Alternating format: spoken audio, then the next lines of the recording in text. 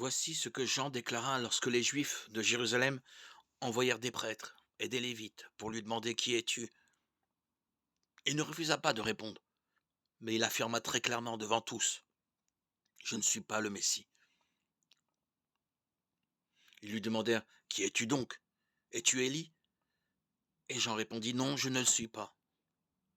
Es-tu le prophète? Dirent-ils. Non, répondit-il. Ils lui dirent alors, qui es-tu donc? Nous devons donner une réponse à ceux qui nous ont envoyés. Que dis-tu de toi-même? Jean répondit, je suis la voix d'un homme qui crie dans le désert. Préparez un chemin bien droit pour le Seigneur. C'est ce qu'a dit le prophète Ésaïe. Parmi les messagers envoyés vers Jean, il y avait des pharisiens qui lui demandèrent si tu n'es donc pas le Messie, ni Élie, ni le prophète. Pourquoi baptises-tu? Jean leur répondit, moi je vous baptise avec de l'eau, mais il y a au milieu de vous quelqu'un que vous ne connaissez pas. Il vient après moi, mais je ne suis pas même assez bon pour délier la courroie de ses sandales.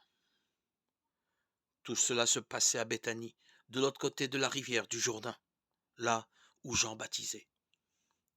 Le lendemain, Jean vit Jésus venir à lui, et il dit, voici l'agneau de Dieu qui enlève le péché du monde. C'est de lui que j'ai parlé en disant, un homme vient après moi, mais il est plus grand que moi, car il existait déjà avant moi.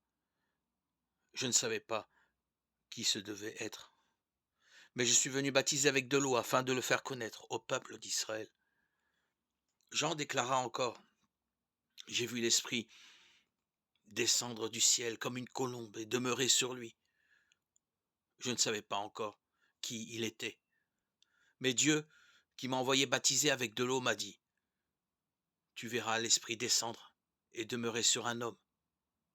C'est lui qui doit baptiser avec le Saint-Esprit. J'ai vu cela, dit Jean, et je déclare qu'il est le Fils de Dieu. Jean 1, 19-34.